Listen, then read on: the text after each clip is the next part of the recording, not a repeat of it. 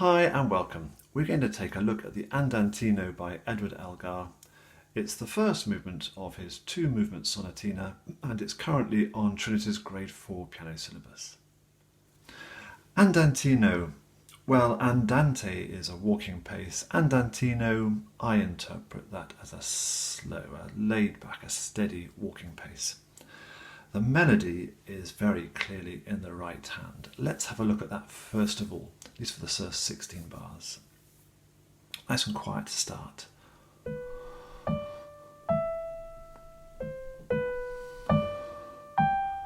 And notice how the high note of each phrase is the central point of the phrase. So I'm aiming slightly for that E. It's also the longer note of the phrase. And I don't think we want a big hiatus there, just this tiniest hint of a breath.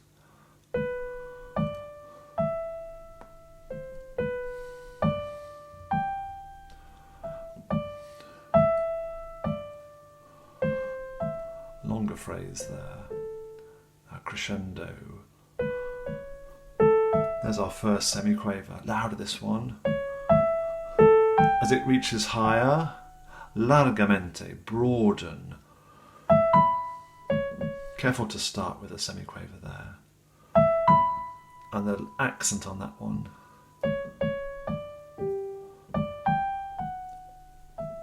As it dies away at the end. And we've modulated by that point, haven't we? We've gone to D major, whereas we started in G major. Now let's just walk through the left hand for that same section.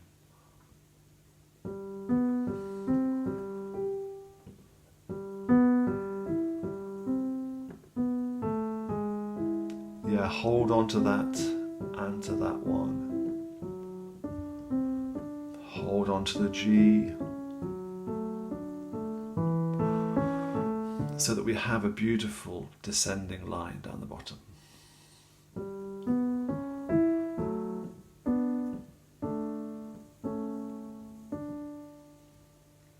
The pedal question I'll come to in a bit, but for now I'm playing it with no pedal at all. Let's play through those first 16 bars now with both hands together, just slightly slower than it ought to be.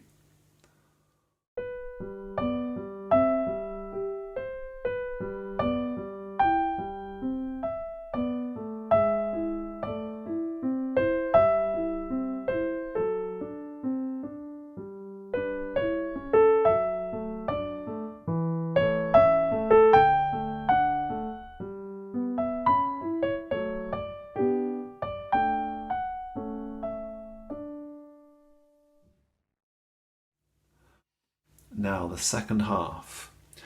In the right hand we're going to lean a little bit on this first note, tenuto, and give it its full value.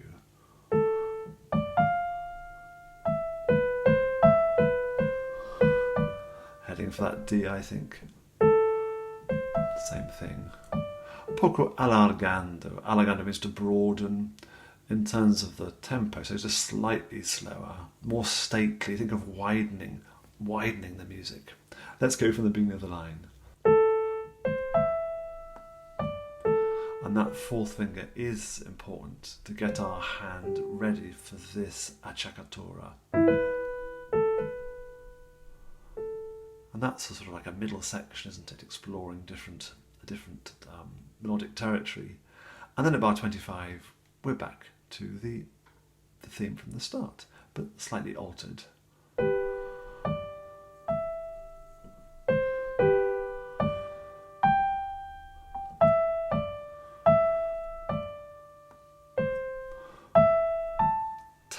Tenuto, just breathe there a tempo. More largamente, just as we had before, broaden it out.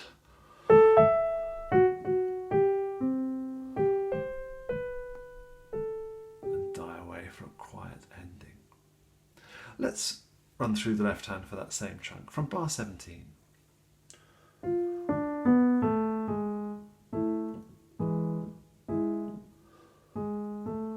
And these chords here, make sure they really are together. is on. Need to get the hand down there. And behold those notes to build on are the full chord. And here, when we go back to the A section, we're now going to play staccato in the left hand.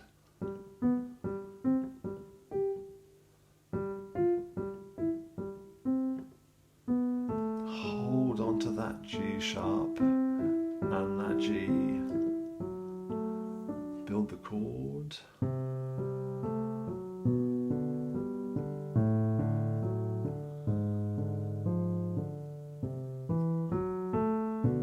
Together.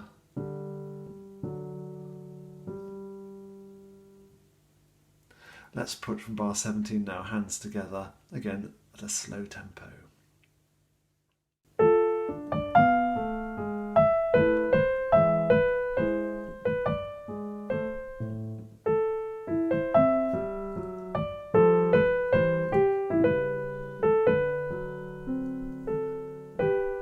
Here we do need to be careful to get rid of that G so we can play it with the left hand.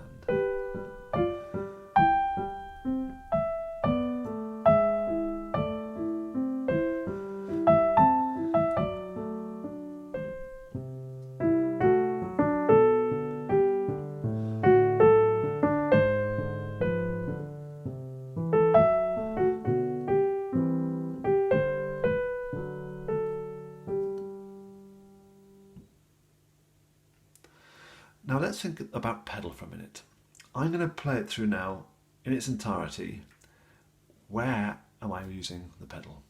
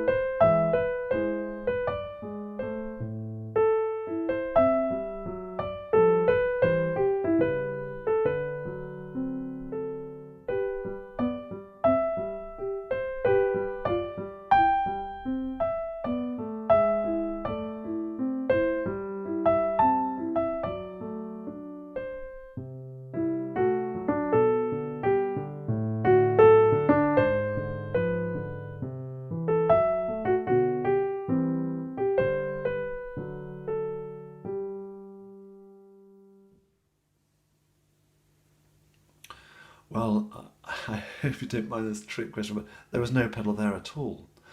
And I would argue that it does work with no pedal. That said, I think it was Ricardo Viñes who said that the pedal is the soul, the heart of a piano. So now I'm going to play the entire piece with a pedal, broadly speaking on every crotchet beat, although there'll be the odd bar where I hold it throughout. And I'm even playing it in that way through bars 25, 26, 27, 28, for example, where there's a staccato left hand. Really listen and see what you think, pedaling throughout.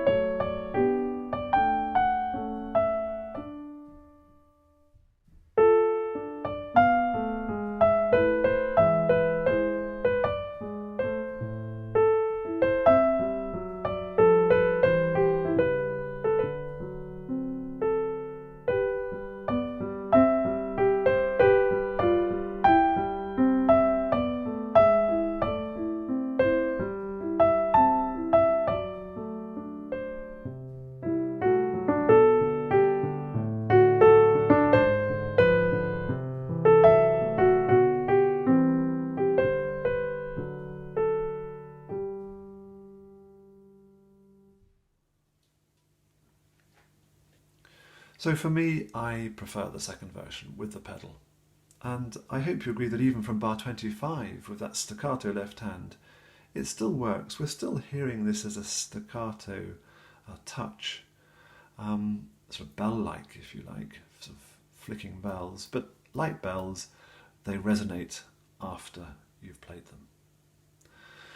Now, let's go through the piece and think about the musical knowledge aspects of the exam.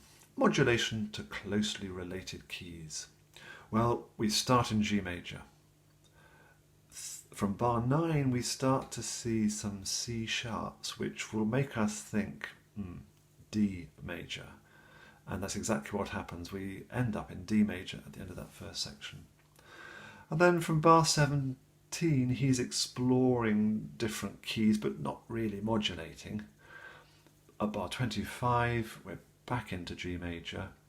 And at bar 33, can you see that it's the same melodic material as bar 9 and harmonic material as bar 9, but it's down a fifth, so that the piece ends in G major, not ends in D major.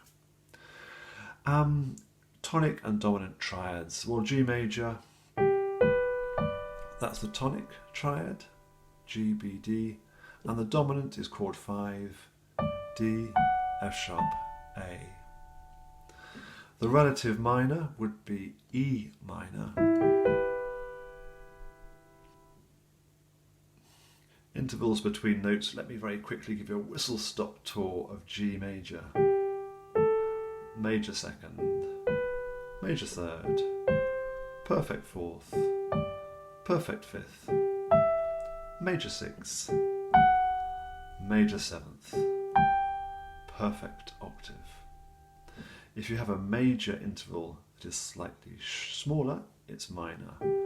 Major second, minor second, major third, minor third, major sixth, minor sixth, major seventh, minor seventh. If you have a perfect interval that goes slightly smaller, perfect fifth, G to D flat would be a diminished fifth. Whereas a perfect interval that gets bigger, perfect fourth, is chord to C sharp, would be an augmented fourth. Technical challenges. Show me the most challenging part of this piece and tell me why. An example might be from bar 13, these 4 bars. Challenging because I've got a steady left hand against a right hand that has semiquavers and a dotted rhythm and an accent. And I'm also having to repeat notes and move around the keyboard at the same time.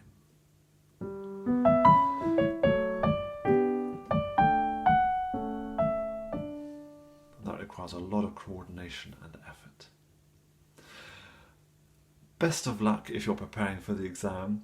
If you have any questions, of course, please come back to me. Take care. Bye-bye for now.